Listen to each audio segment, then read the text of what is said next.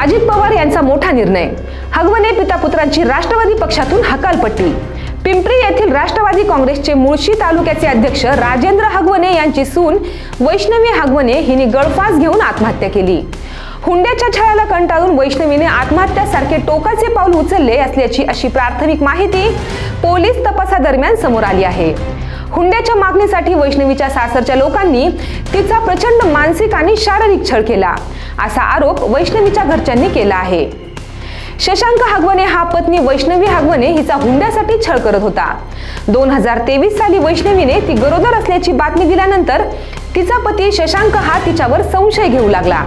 हे बाळ माझे नाही असे बोलून वैष्णवीला मारहाण करून तिला शिव्या देऊ लागला।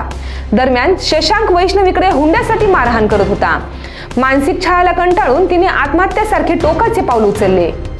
वैष्णवीच्या घरच्यांनी शशांकवर आणि त्याच्या कुटुंबियांवर आत्महत्या नसून हत्या असल्याची अशी तक्रार नोंदवली आहे। या प्रकरणी पती शशांक हगवणे याला पोलिसांनी अटक केली आहे। दरम्यान वैष्णवीचे सासरे राजेंद्र हगवणे हे फरार आहेत। राजेंद्र हगवणे हे राष्ट्रवादी काँग्रेस पक्षाचे पदाधिकारी होते। दरम्यान वैष्णवी आणि शशांक यांचा लग्नाचा व्हिडिओ देखील समोर आलेला असून त्या लग्नाला उपमुख्यमंत्री अजित पवार उपस्थित होते। त्यामुळे अजित पवार हगवणे परिवाराविरोधात कायदेशीर कारवाई करणार का असा सवाल विरोधकांकडून सतत येत होता। त्यावर माझा त्या हगवणे कुटुंबियाशी काहीही संबंध नसल्याचे अजित पवार यांनी जाहीर केले आहे।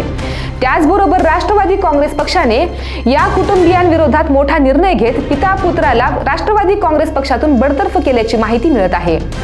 अशाच महत्त्वपूर्ण बातम्या पाहण्यासाठी पाहत रहा लोकाशा टीव्ही न्यूज चॅनल आणि आमच्या चॅनलला लाईक, सबस्क्राईब आणि शेअर करायला विसरू नका।